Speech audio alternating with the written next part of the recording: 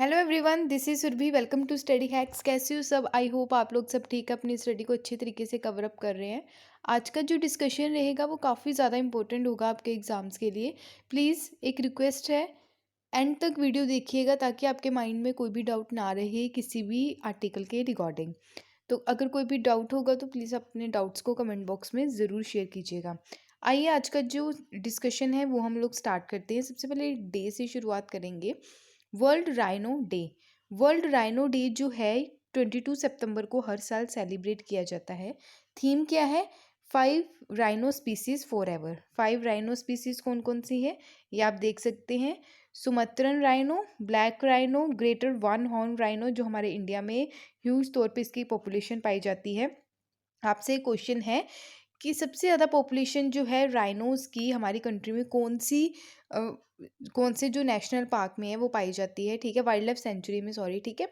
तो आप बताइएगा। इतना आपको बता देती हूँ, नॉर्थ ईस्ट का स्टेट है तो उसको मिनी काजीरंगा के नाम से भी जाना जाता है। वो काफ़ी ज़्यादा इंपॉर्टेंट है ये, ठीक है। तो आप उस वाइल्ड लाइफ सेंचुरी का नाम बताइए, ठीक है। जो अनदर टू हैं वो हैं जैवन राइनो और वाइट राइनो। ये 5 स्पीसीज है जिनको प्रोटेक्ट करने के लिए ही ये डे जो है बेसिकली सेलिब्रेट किया जाता है, ठीक है। तो कैसे इनकी स्पीसीज जो हैं 5 की 5, इनको कैसे हमने प्रोटेक्ट करना है, ठीक है। तो ह्यूज तौर पर इनका शिकार किया जाता है, ठीक है। तो इस चीज़ को कैसे कंट्रोल करना है, बेसिकली यही पर्पस है इस डे को सेलिब्रेट करने का। ओके, नेक्स्ट चलते हैं। काफ़ी ज़्यादा इंपॉर्टेंट है 15th east Asia summit energy ministers meeting. तो अभी ये 15th नंबर की ईस्ट ईस्ट एशिया समिट जो है एनर्जी मिनिस्टर्स जो मीटिंग है ये देखने को मिली है। रिसेंटली ही हमारी कंट्री के जो यूनियन मिनिस्टर है स्टेट फॉर पावर, इनके द्वारा ये मीटिंग जो है ये अटेंड की गई है। जो 15th एडिशन था इस मीटिंग का, थीम काफ़ी ज़्यादा इंपॉर्टेंट हो जाती है। We cure, we prepare, we prosper, ठीक है। तो हम क्या करेंगे? केयर करेंगे, हम प्रिपेयर हैं, ठीक है। तो हम चीज़ों को इम्प्लीमेंट करने के लिए रेडी हैं। ओके, तो मीटिंग जो है इसका एम क्या है कि कैसे हमने जो आसियान कंट्रीज़ हैं, आसियान कंट्रीज़ कौन कौन सी है पहले तो हम ये देख लेते हैं, ठीक है। तो आसियान कंट्रीज़ में टोटल कितनी कंट्रीज़ आ जाती हैं? 10 कंट्रीज़ आ जाती हैं। कौन कौन सी हैं? Thailand, Myanmar, Laos, Vietnam, Cambodia, Malaysia, Indonesia, Singapore, Brunei, Philippines. Clear? तो 1967 में जो है आसियान का गठन किया गया, इस्टेब्लिशमेंट किया गया इसका। कौन कौन सी कंट्रीज़ के द्वारा? Indonesia, Malaysia, Philippines, Singapore and Thailand के द्वारा, ठीक है। तो बाद में इस ग्रुप को एक्सपैंड कर दिया गया और मेंबर्स इसमें जुड़ते गए। तो इंक्लूडेड ब्रुनोई, बर्मा जिसको म्यांमार बोलते हैं, कंबोडिया, लाओस एंड वियतनाम। तो 10 टोटल आसियान कंट्रीज़ हैं। तो इन कंट्रीज़ के साथ अपनी कनेक्टिविटी को कैसे बढ़ाना है, बेसिकली इस मीटिंग का यही पर्पस है, ठीक है। तो कैसे हमने कोऑर्डिनेट करके चलना है, कैसे एफर्ट्स लेके चलने हैं association of south east Asian nation countries के साथ, ठीक है। ताकि गोल जो है रिलेटेड टू एनर्जी सिक्योरिटी से लेके एनर्जी ट्रांजिशन से लेके, तो कैसे हम इस गोल को अचीव कर सकते हैं इस रीजन में, यानी कि अलग अलग कंट्रीज़ जो हैं, आसियान मेंबर्स जो हैं, वहाँ के लोगों तक हम कैसे कनेक्टिविटी बढ़ा सकते हैं, ठीक है, रिलेटेड टू इलेक्ट्रिसिटी। क्लियर है इतना? ईस्ट एशिया समिट की मैं अगर बात करूँ तो इस्टेब्लिश इसको कब किया गया? 2005 में किया गया। पहली बात तो ये इंपॉर्टेंट है, ठीक है। ये फॉर्म जो है 18 रीजनल लीडर इसमें इन्वॉल्व है। स्ट्रेटेजिक डायलॉग अगर देखें तो, और कॉरपोरेशन की पॉलिटिकल सिक्योरिटी इकोनॉमिक चैलेंजेस जो है इंडो पैसिफिक रीजन में जो फेस किए जाते हैं उसको कैसे टैकल करना है, ठीक है। और साथ ही साथ जो 10 मेंबर स्टेट्स है आसियान की, ब्रुनोई, कंबोडिया, इंडोनेशिया, लाओस में Malaysia, Myanmar, Philippines, Singapore, Thailand, Vietnam, ठीक है। और इनके साथ 8 कंट्रीज़ और मिलके, जैसे Australia, China, Japan, India, New Zealand, Republic of Korea, Russia and USA मिलके यहाँ पे काम करेंगे, ठीक है। अगर ईस्ट एशिया समिट की बात करें, पहले ही बता दिया आपको, इस्टेब्लिश कब किया गया? 2005 में इसको किया गया, ठीक है। तो 18 लीडर्स हैं। स्ट्रेटेजिक डायलॉग देखने को मिलेगा। पॉलिटिकल सिक्योरिटी इकोनॉमिक चैलेंज जो है जो फेस किया जाता है इंडो पैसिफिक रीजन में, उसको कैसे टैकल करना है, ठीक है। कॉन्सेप्ट अगर देखें ईस्ट एशिया ग्रुपिंग का, तो फर्स्ट इसको प्रमोट करने के लिए जो चीज़ें स्टार्ट की गई थी 1991 में की गई, ठीक है। किसके द्वारा की गई ये इंपॉर्टेंट है? मलेशियन प्राइम मिनिस्टर जिनका नाम है महाथीर बिन मोहम्मद, इनके द्वारा। क्लियर? तो ये चीज़ इंपॉर्टेंट हो जाती है। ईस्ट एशिया समिट की अगर बात करें तो प्रमोट इसको करने के लिए ईस्ट एशिया ग्रुपिंग को, तो 1991 में मलेशियन प्राइम मिनिस्टर मथीर बिन मोहम्मद के द्वारा ये कॉन्सेप्ट जो है ये लाया गया। तो इसमें 6 प्रायोरिटी एरियाज़ जो हैं रीजनल कॉरपोरेशन के इसमें इंक्लूड किए गए हैं। प्रायोरिटी मतलब किसी जो सेक्टर है उसको ज़्यादा क्या देनी, अहमियत देनी, ठीक है। प्रायोरिटी सेक्टर्स जो है, जैसे प्रायोरिटी सेक्टर जो लैंडिंग हमने जैसे स्कीम्स जो है, ठीक है। तो कौन से सेक्टर को कितनी महत्व देना है, इसमें इस चीज़ में आ जाता है, ठीक है। तो बुरनोई दारुसैलम जो है, तो इनके द्वारा चेयर किया गया 2021 की जो मीटिंग रही, ठीक है, बुरनोई के द्वारा, ठीक है। तो ये आसियान सेंटर फॉर्म है, ओके। तो चेयर की गई आसियान मेंबर के द्वारा। बुरनोई क्या है, एक आसियान मेंबर कंट्री है, ठीक है। इंडिया और ईस्ट एशिया समिट की अगर बात करें, इंडिया जो है ये फाउंडिंग मेंबर है, इंपॉर्टेंट है, ठीक है। स्टेटमेंट की फॉर्म में आपसे पूछा जा सकता है कि इंडिया फाउंडिंग मेंबर है, ठीक है। तो इंडिया क्या है, one of the founding member है किसका, ईस्ट एशिया समिट का। अगर ईस्ट एशिया समिट की बात करें तो बैंकॉक जो 2019 में देखने को मिली। इंडिया जो है, इंडिया के द्वारा अनवील किया गया India's Indo Pacific ocean initiative, ठीक है। तो याद रखिएगा ईस्ट एशिया समिट 2019 की कहाँ पे थी, बैंकॉक थाईलैंड में। 2020 की आपको नहीं देखने को मिली बिकॉज कोविड पैंडमिक की वजह से कुछ चीज़ें जो हैं वो डिले कर दी गई। क्लियर। तो आई होप आपको ये सारी चीज़ क्लियर है। नेक्स्ट टॉपिक की ओर बढ़ते हैं, बैड बैंक। अब ये बैड बैंक क्या होते हैं, ठीक है। बैड बैंक की मैं अगर बात करूँ तो एक तो नॉर्मल बैंक आपको देखने को मिलता है, ठीक है।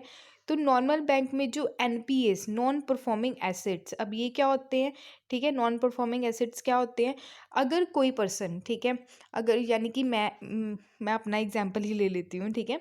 अगर मैं बैंक से लोन लेती हूँ, ठीक है, तो मैं बाद में लोन चुका नहीं पाती हूँ, ठीक है। तो मैं क्या बैंक के द्वारा डिक्लेयर कर दी जाऊंगी एनपीए। तो एनपीएस की जो संख्या है वो कोविड पैंडमिक के ड्यूरेशन में बहुत ज़्यादा बढ़ गई, ठीक है। तो एनपीएस में जो लॉस हुआ उस लॉस को रिकवर करने के लिए बैड बैंक बनाए गए हैं, ठीक है। तो ये इंपॉर्टेंट है, ये आपको याद रखना है। जो लोन है, जो पैसा डूब गया उसको कैसे रिकवर करना है, उसके लिए ही बैड बैंक्स जो हैं वो बनाए गए हैं, ठीक है। कोविड के ड्यूरेशन में, कोविड से पहले कई लोगों ने अपना बिजनेस चलाने के लिए बैंक से लोन लिया, ठीक है।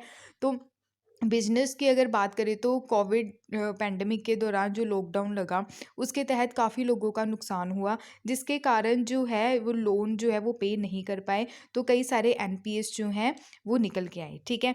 तो इसके बारे में हम बात करते हैं। बैड बैंक आपको समझ में आएगा कि बैड बैंक क्या होता है, ठीक है। पर्पस है buying to other banks bad loan at market price significant unsuccessful assets, ठीक है। तो अभी इसके बारे में बात की जा रही है। तो इसके बारे में हम बात करते हैं कि national assets reconstruction company limited जो है, रिसेंटली ही यूनियन कैबिनेट के द्वारा अप्रूव किया गया है 30,600 करोड़ की गारंटी की सिक्योरिटी रिसिप्ट जो है जो इशू किए गए हैं national assets reconstruction company limited के द्वारा, ठीक है। जो लोन एसेट्स हैं, जो स्ट्रेस देखने को मिल रहा है उसको कैसे कम करना है, ठीक है। तो रेजोल्यूशन जो लाया गया, ये ह्यूज एनपीएस देखने को मिले इंडियन बैंकिंग सेक्टर में, ठीक है। स्पेशली कोविड के ड्यूरेशन में गवर्नमेंट ऑफ इंडिया के द्वारा सेटअप किया गया न्यू एंटिटीज़ एक्वायर करने के लिए, कैसे हम ये जो एनपीएस है इसका स्ट्रेस कम कर सके बैंक से, ठीक है। तो सेल कर सके दैम इन दी मार्केट, ठीक है। एनएआरसीएल की अगर बात करें, ये इनकॉर्पोरेट किसके अंडर किया जाता है, कंपनी एक्ट के अंडर किया गया है, जो अप्लाई किया जाता है रिजर्व बैंक ऑफ इंडिया के द्वारा। इसको लाइसेंस दिया जाता है as an assets reconstruction company. Clear. Another entity की अगर बात करें, इंडिया डेप्ट जो है resolution company limited, then will try sell stress assets in the market. Consider किया गया लार्ज स्टॉक जो लिगेसी एनपीएस हैं, एडिशनल ऑप्शन एंड ऑल्टरनेटिव।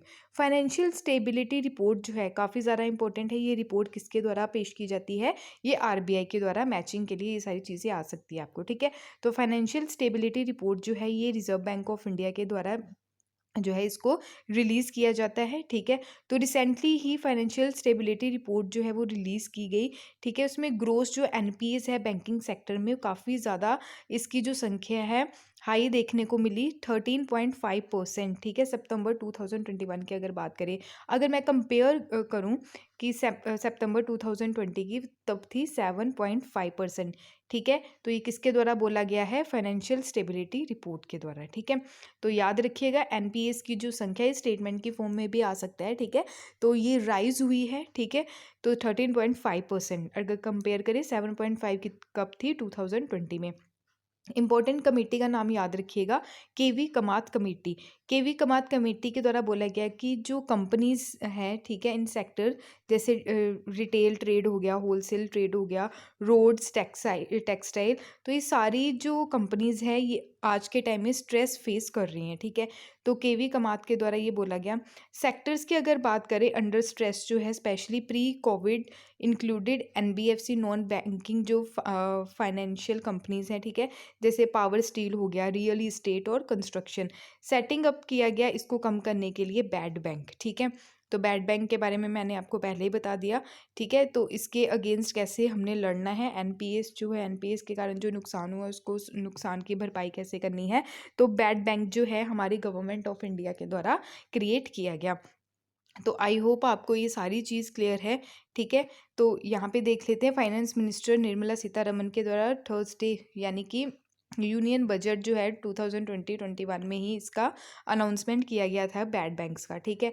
तो इसमें 30,600 करोड़ जो है गारंटी प्रोवाइड करवाई जाएगी सेंटर के द्वारा, ठीक है, बैड लोन्स जो हैं फ्रॉम बैंक्स ओवर पीरियड 5 साल के लिए, ठीक है। तो ये सारी चीज़ें आपको क्लियर होनी चाहिए, क्लियर। नेक्स्ट चलते हैं, काफ़ी ज़्यादा इंपॉर्टेंट टॉपिक है, इज़राइल रोबोकॉप्स फॉर द बॉर्डर्स, ठीक है। तो इज़राइल के द्वारा अभी क्या किया गया है, REX-MKII रिसेंटली ही इज़राइल एरोस्पेस इंडस्ट्री के द्वारा अनवील किया गया है एक रिमोट कंट्रोल आर्म रोबोट, ठीक है। तो ये रिमोट कंट्रोल आर्म रोबोट है, इसमें कोई मैन नहीं बैठेगा, रिमोट से इसको कंट्रोल किया जाएगा। जैसे छोटे बच्चे टॉयज चलाते हैं ना, वैसी चीज़ें आपको देखने को मिली, ठीक है, रिमोट से कंट्रोल किया जाएगा इसको, क्लियर। तो ये रोबोट के तरह काम करेगा, आर्टिफिशियल इंटेलिजेंसी जो है इसमें देखने को मिलेगी, ठीक है। तो रिसेंटली ही इज़राइल एरोस्पेस इंडस्ट्री के द्वारा इसको इनवील किया गया है, remote control arm robot REX-MKII, ये नाम याद रखिएगा, ठीक है। तो पेट्रोल बैटल जोन में इसका जो है यूज़ किया जाएगा, ट्रैक, इन्फिलेटर एंड ओपन फायर इसके द्वारा जो है वो की जाएगी, क्लियर। तो यूज़ जो है रोबोट्स का ये कहाँ पे किया जाएगा, वॉर में किया जाएगा, इन्वॉल्विंग डीलिंग और एथनिक डेलिमास जो है, ठीक है। प्रोपोनेंट की अगर बात करें तो सेमी ऑटोनोमियस मशीन है, ये अलो करेगी, यानी कि आर्मीज जो हैं ये इस आर्मीज इसका यूज़ करेगी प्रोटेक्ट करने के लिए अपने सोल्जर्स को, ठीक है। तो इसकी बात करें, डेंजरस स्टेप टूवर्ड्स देखने को मिला इसराइल के द्वारा, रोबोट मेकिंग लाइफ और डेथ डिसीजन, यानी कि रोबोट ही क्या करेगा कि किसको मारना है, ठीक है। तो लाइफ और डेथ डिसीजन जो है ये रोबोट के द्वारा लिया जाएगा, ठीक है। तो इसराइल के द्वारा ये सारी चीज़ें जो हैं अनवील की गई हैं। REX-MKII की बात करें, एक रोबोट है, ठीक है, इंटेलिजेंसी जो है इसमें शो की जा रही है, ठीक है। फॉर ग्राउंड ट्रूप्स कैरी करेगा ये इंजर सोल्जर्स, अगर वॉर में कोई जख्मी हो जाता है सिपाही वगैरह तो उसको भी कैरी करेगा ये, सप्लाई करेगा in and out battle and strike near by target, clear. और इसके अलावा इजरायली मिलिट्री जो है करंटली यूज़ कर रही है स्मॉलर बट सिमिलर व्हीकल, ठीक है, ऐसा ही बट इससे छोटा व्हीकल यूज़ किया जा रहा है इजरायली मिलिट्री के द्वारा, जिसको बोला जाता है जैगुआर, ठीक है। ये पेट्रोल करते हैं यानी कि निगरानी रखती है बॉर्डर की, ठीक है, गाजा स्ट्रिप। उसके अलावा जो अनमैन्ड ग्राउंड व्हीकल्स हैं, ठीक है, इसको इंक्रीज़ किया जा रहा है बाय अदर आर्मीज़, ठीक है। तो जैसे अलग अलग कंट्रीज़ के द्वारा भी ऐसे व्हीकल्स यूज़ किए जा रहे हैं, जैसे USA हो गया, ब्रिटेन हो गया और रशिया हो गया। लॉजिस्टिक सपोर्ट जो है इसमें इंक्लूड की जा रही है कि माइंस और फायरिंग वेपन्स को रिमूव कैसे करना है इसमें, ऑल्टरनेटिव स्मॉल वॉल प्रपोज की जा रही रिप्लेस करने के लिए फिजिकल आर्म पेट्रोलिंग और एडवांस सर्विलेंस टेक्नोलॉजी लाई गई है USA और मैक्सिको बॉर्डर पे भी। सिक्योरिटी मैनेजमेंट अगर अपनी कंट्री के बारे में देखें तो CIBMS प्रोजेक्ट लाया गया, इंडियन गवर्नमेंट के द्वारा टेक्नोलॉजिकल सोल्यूशन लाया गया, कॉम्प्रिहेंसिव इंटीग्रेटेड बॉर्डर जो मैनेजमेंट सिस्टम प्रोजेक्ट है, ठीक है। तो प्रपोज किया गया इंटीग्रेटेड जो टेक्नोलॉजी है, ताकि एग्जिस्टिंग सिस्टम्स जो हैं उसको कैसे अपग्रेड करना है, ठीक है, मशीन्स जो हैं उसको कैसे अपग्रेड करना है ताकि फ्यूचर में कोई प्रॉब्लम देखने को ना मिले, ठीक है। तो national counter rows drones guideline 2019 भी लाई गई डील करने के लिए सिक्योरिटी चैलेंजेस जो हैं ड्रोन की सहायता से, क्योंकि हाल ही में अभी देखने को मिला था, ठीक है, कुछ महीने पहले कि ड्रोन से हमला किया गया हमारी कंट्री में पाकिस्तान के द्वारा, ठीक है। तो ऐसी चीज़ें दोबारा ना हो, इसलिए हमारी कंट्री में जो है इनिशिएटिव लाए जा रहे हैं, ठीक है। तो इंस्टॉलेशन लाइक जैसे nuclear power plant and military bases, इसको इंस्टॉल करने की बात की जा रही है, गाइडलाइन जो है 2019 की। तो आई होप आपको ये सारी चीज़ क्लियर है। क्लियर। तो नेक्स्ट ड्रोन की ही बात की जा रही है, ठीक है। तो ड्रोन की अगर बात करें तो इसमें एक स्कीम है प्रोडक्शन लिंक्ड इंसेंटिव स्कीम्स, जो काफ़ी ज़्यादा इंपॉर्टेंट है। इसमें क्या रहता है कि अगर कोई कंपनी जो है कोई चीज़ें बनाती है, जैसे मोबाइल फ़ोन्स हो गया, ठीक है, तो उसमें अच्छा प्रॉफिट हो रहा है, अच्छे तरीके से वो काम कर रही है, तो गवर्नमेंट के द्वारा उसको क्या दिया जाएगा, इंसेंटिव दिया जाएगा, ठीक है। तो प्रोडक्शन लिंक्ड इंसेंटिव स्कीम्स जो है इसी के लिए ही है। रिसेंटली यूनियन जो कैबिनेट है उसके द्वारा अप्रूव किया गया 26,058 crore production linked incentive scheme, किसके लिए, auto components and drone industries के लिए, ठीक है, ताकि एनहेंस कर सके हम मैन्युफैक्चरिंग कैपेबिलिटीज़। ओके। तो ये पार्ट किसका है, एक तो पार्ट है आत्मनिर्भर भारत का, ड्रोन्स जो हैं वो हमारी कंट्री में ही मैन्युफैक्चर हो, ताकि हमारी जो इंपोर्ट करने की जो डिपेंडेंसी है वो कम हो सके और हमारी कंट्री में ही एम्प्लॉयमेंट भी जनरेट हो सके इसके तहत। उसके अलावा अगर देखें माइलस्टोन जो है इंडियाज़ जर्नी टूवर्ड्स, देखिए आत्मनिर्भर भारत, ये पहले बता दिया आपको, ओके। तो टॉप ऑर्डर जो है ऑटो ड्रोन मैन्युफैक्चरिंग नेशन जो है वो ये देखने को मिलेगा हमारी कंट्री में ही। पीएलआई स्कीम की अगर बात करें, ऑटो सेक्टर इसमें एक्सक्लूड किया गया है, conventional petrol diesel CNG segment जो है, ठीक है। तो कैपेसिटी कैसे बढ़ानी है, सफिशिएंट कैपेसिटी इंडिया में, तो इसके तहत सारी चीज़ें देखी जाएगी, ठीक है। पीआईएल जो है ड्रोन सेक्टर के लिए एक्सपेक्टेड किया जा रहा है कि फ्रेश जो इन्वेस्टमेंट की जाएगी इससे रिलेटेड ड्रोन सेक्टर में, तो 5,000 करोड़ की जाएगी। इंक्रीमेंट प्रोडक्शन दिया जाएगा कितना, 1,500 करोड़, और क्रिएट की जाएगी एडिशनल एम्प्लॉयमेंट अबाउट 10,000 जॉब, ठीक है। तो ये काफ़ी ज़्यादा इंपॉर्टेंट चीज़ें हैं। आप यहाँ पे भी देख सकते हैं कि जो इंसेंटिव्स है ड्रोन्स के लिए, तो 26,058 करोड़ दिए जाएंगे 5 साल के लिए, ताकि फ्रेश इन्वेस्टमेंट भी जो है वो अट्रैक्ट कर सके हम लोग, यानी कि अलग अलग कंट्रीज़ कह रहे हो, अलग अलग कंपनीज जो हैं वो इन्वेस्टमेंट कर सके। तो ओवर 42,500 करोड़ की जो फ्रेश इन्वेस्टमेंट इसमें देखने को मिलेगी। इंक्रीमेंटल प्रोडक्शन की अगर बात करें तो 2.3 लाख करोड़ है।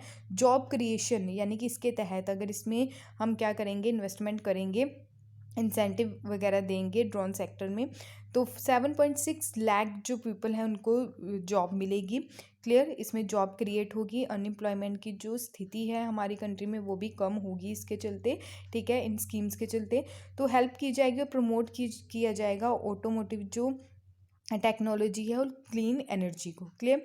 तो ऑटोमोटिव कंपनीज जो एग्जिस्टिंग है, ठीक है, उन्हें कैसे अच्छे तरीके से आगे लेके चलना है और न्यू इन्वेस्टर्स को कैसे हमने इनकरेज करना है या अट्रैक्ट करना है, ठीक है।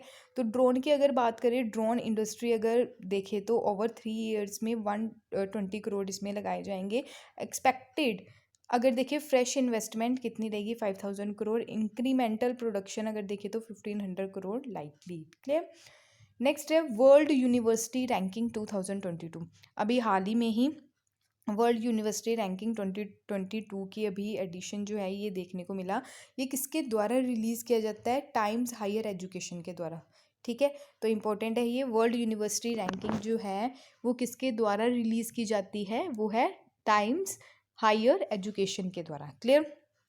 तो ओवरऑल अगर बात करें इंडिया की जो रही है, इंडिया की रैंकिंग रही है, तो इंडिया जो है, इंडिया की जो इंस्टीट्यूशंस रहे हैं, तो टॉप 1000 में 35, ठीक है, देखने को मिले हैं। यूनिवर्सिटीज़ जो हैं second highest total ever ranking last year की देखने को मिली है, तो लास्ट ईयर कितनी, 36 थी। टॉप परफॉर्मर जो रहा हमारी कंट्री में इंस्टीट्यूट, वो है इंडियन इंस्टीट्यूट ऑफ साइंस। उसके बाद IIT Ropar, JSS academy of higher education and research. अगर ग्लोबली बात करें तो यूनिवर्सिटी जो है ऑक्सफोर्ड, ये टॉप में रही, तो ये 6th टाइम ये टॉप पे रही यूनिवर्सिटी ऑफ ऑक्सफोर्ड। और मेनलैंड चाइना तिनसुकिया यूनिवर्सिटी जो है ये फर्स्ट रही एशियन यूनिवर्सिटी, ठीक है। तो टॉप 20 में ये देखने को मिली। करंट मेथोडोलॉजी लॉन्च जो किया गया था 2011 में। अगर कंट्री वाइज देखें, यूएसए जो है मोस्ट रिप्रेजेंटेड कंट्री है ओवरऑल 183 इंस्टीट्यूशंस में, ठीक है। तो आई होप आपको ये क्लियर है। यहाँ पे आप देख सकते हैं टॉप 10 जो यूनिवर्सिटीज़ है, ठीक है। तो university of Oxford UK, California institute of technology USA की, Harvard university USA, Stanford university USA, USA of Cambridge UK की है, Manchester institute of technology USA, Princeton university USA, university of California Berkeley USA, Yale university USA, university of Chicago USA. यानी कि USA जो है वो top पे है, ठीक है, अगर कंट्रीज वाइज देखें तो। क्लियर। अगर ओवरऑल जो रैंकिंग रही है किस इंस्टीट्यूट की रही, किस यूनिवर्सिटी की रही है, वो है यूनिवर्सिटी ऑफ ऑक्सफोर्ड। ये टॉप पे रही है, 6th टाइम इसने टॉप पोजीशन जो है ये हासिल की है। तो ये आपको चीज़ क्लियर होनी चाहिए। नेक्स्ट अगर बात करें, काफ़ी ज़्यादा इंपॉर्टेंट है, third state food safety index जो है ये अभी लॉन्च किया गया है। तो ये लॉन्च किसके द्वारा किया गया है? श्री मनसुख मांडविया। तो मनसुख मांडविया कौन है हमारी कंट्री के? ये है यूनियन हेल्थ मिनिस्टर है, ठीक है। तो इनके द्वारा ये अभी थर्ड एडिशन इसका देखने को मिला स्टेट फूड सेफ्टी इंडेक्स का। क्लियर। तो स्टेट फूड सेफ्टी इंडेक्स की अगर बात करें तो union minister for health and family welfare इनके द्वारा ये इंडेक्स को रिलीज़ किया गया। याद रखिए ये थर्ड एडिशन है। तो 19 mobile food testing vans, food testing vans क्या, वैन्स जो हैं 19 की 19 अलग अलग सिटीज़ में भेजी जाएंगी। अलग अलग एरिया में फूड्स जो है वहाँ पे जो लोगों को दिए जाते हैं या दुकान वगैरह पे होते हैं, ठीक है, उनको टेस्ट किया जाएगा, ठीक है। तो ताकि फूड सेफ्टी जो है वो ज़्यादा से ज़्यादा हम क्या कर सकें, क्रिएट कर सकें। फूड सेफ्टी जो है वो काफ़ी ज़्यादा इंपॉर्टेंट है। अगर कंटेमिनेटेड फूड जो अगर लोग कंज्यूम करेंगे तो बीमार होंगे, अलग अलग बीमारियां देखने को मिलेंगी, ठीक है। तो 19 मोबाइल फूड टेस्टिंग वैन्स जो हैं, फूड सेफ्टी ऑन व्हील्स भी बोला जा रहा है इसको, तो फ्लैग ऑफ किया गया इनके द्वारा supplement food safety ecosystem across the country. Index जो है इंपॉर्टेंट है, किसके द्वारा डेवलप किया गया? वो है फेसाई यानी कि food safety and standard authority of India के द्वारा, ताकि परफॉर्मेंस जो है वो स्टेट की इम्प्रूव हो सके रिलेटेड टू फूड सेफ्टी। तो इसके तहत 5 सिग्निफिकेंट पैरामीटर फूड सेफ्टी यानी कि 5 पैरामीटर के तहत ये इंडेक्स रेडी किया गया। क्लियर। पहले है human resources and institutional data. Human resources क्या क्या है और डाटा क्या क्या है, ठीक है।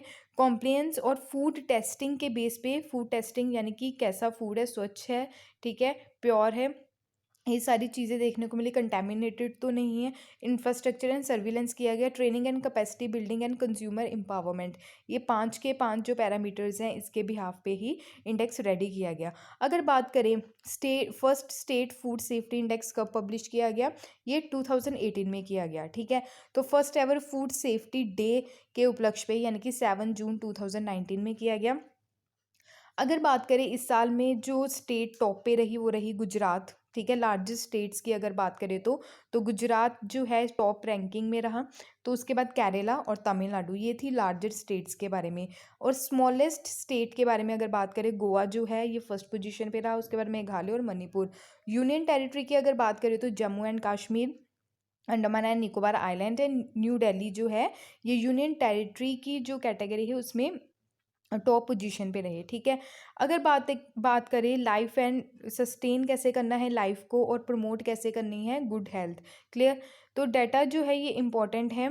एस्टिमेट अगर देखें तो 4,20,000 पीपल जो हैं, ठीक है, ऑल ओवर द वर्ल्ड, तो वो मरते हैं एवरी ईयर जो कंटेमिनेटेड फूड खाते हैं, यानी कि पोल्यूटेड जो फूड रहता है, ठीक है, वो खाने से 4,20,000 लोगों की जान जाती है ऑल ओवर वर्ल्ड में, ठीक है।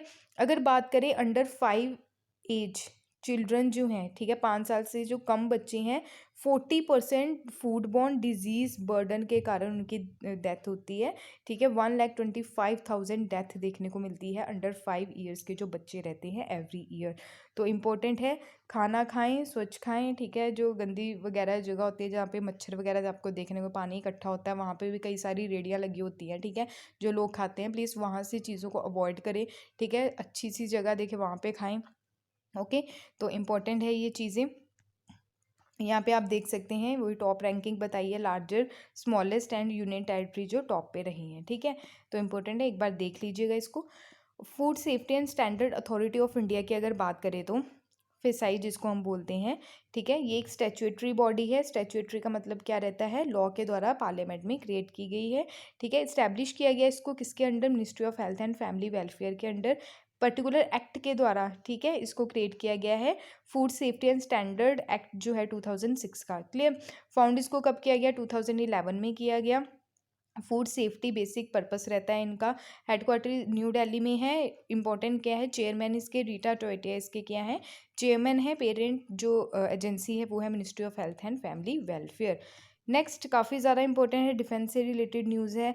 समुद्र शक्ति जो एक्सरसाइज है, नेवल एक्सरसाइज है, ये हाल ही में अभी देखने को मिली एक्सरसाइज। समुद्र शक्ति थर्ड एडिशन इसका देखने को मिला।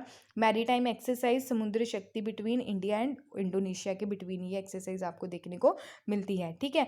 तो कंडक्ट कहाँ पे करवाई गई, सुंदा जो स्ट्रेट है, ठीक है। सुंदा स्ट्रेट कहाँ पे है, इंपॉर्टेंट है, आपको लोकेशन पता होनी चाहिए। यहाँ पे आप देख सकते हैं इंडोनेशिया, ठीक है। तो यहाँ पे आपको सुंदा स्ट्रेट देखने को मिलेगा और स्ट्रेट ऑफ मलक्का काफ़ी ज़्यादा इंपॉर्टेंट है, ठीक है। तो आपको ये भी याद रखनी है इसकी लोकेशन। तो यहाँ पे इस पर्टिकुलर एरिया में सुंदा स्ट्रेट जो है, इंडियन ओशन यहाँ पे और जावा सीज के बिटवीन आपको सुंदा स्ट्रेट जो है वो देखने को मिलेगी। तो यहाँ पे जो समुद्री शक्ति जो इंडोनेशिया और इंडिया के बिटवीन एक्सरसाइज है, नेवल एक्सरसाइज यहाँ पे देखने को मिली, क्लियर। तो ये 20 और 22 सितंबर यानी कल तक थी ये एक्सरसाइज, क्लियर। तो इंडिया की जो एक्ट ईस्ट पॉलिसी है, इंडिया की एक्ट ईस्ट पॉलिसी यानी कि ये हमारी, अगर बात करें, एक सेकेंड, यहाँ पे आप देखें, एक मिनट, ठीक है। ये बना रही हूँ बस समझाने के लिए बना रही हूँ, ठीक है। सपोज करो ये हमारा जो है मैप है इंडिया का, और यहाँ पे जो कंट्रीज़ है, जो आसियान कंट्रीज़ है, ईस्ट साइड जो हमारी कंट्रीज़ है, उनके साथ हमने कैसे अपनी जो रिलेशंस हैं वो अच्छे करने हैं और कनेक्टिविटी बढ़ानी है। Main east act east policy का पर्पस यही है, ठीक है। तो समुद्री शक्ति जो है ये जो अभी कंडक्ट करवाई गई कहाँ पे, सुंदा स्ट्रेट में। तो बेसिकली पर्पस यही है इसका कि हमने कैसे कनेक्टिविटी बना के चलनी है जो ईस्ट जो एशियन जो ईस्ट एशियन जो हमारी कंट्रीज़ है, ठीक है। तो समुद्री शक्ति जो है 2018 की अगर देखें तो बायलेटरल IDN एक्सरसाइज भी देखने को मिली, ठीक है। पार्टिसिपेट देखें तो इंडियन नेवी शिप जो है शिवालिक और कदमत के द्वारा इसमें पार्टिसिपेट किया गया था। इंडियन नेवी की जो anti submarine warfare capable long range maritime जो एयरक्राफ्ट है P8I इम्पोर्टेंट है, इसके द्वारा पार्टिसिपेट किया गया इस एक्सरसाइज में। अनदर जो एक्सरसाइज है इंडोनेशिया के साथ हमारी कंट्री के, गरुड़ शक्ति मिलिट्री एक्सरसाइज है, INDO कॉपेट, ठीक है। तो बिलेट ये मैरीटाइम एक्सरसाइज है, और गरुड़ एक समुद्री शक्ति है, ठीक है। गरुड़ शक्ति है, गरुड़ है, ठीक है। तो गरुड़ जो है ये किसके साथ हमारी बायलेटरल एयर एक्सरसाइज है, ये इंडिया और फ्रांस के साथ, तो कंफ्यूज नहीं होना है, ठीक है। तो गरुड़ शक्ति और गरुड़ में बिल्कुल भी कंफ्यूज नहीं होना आपको, क्लियर। तो ये थे आज के important current affairs. I hope आपको ये सारी चीज़ें क्लियर हैं। PDF के लिए आप टेलीग्राम को ज्वाइन कर सकते हैं, इंस्टाग्राम पे भी आप फॉलो कर सकते हैं। Thank you for watching my video. जय हिंद।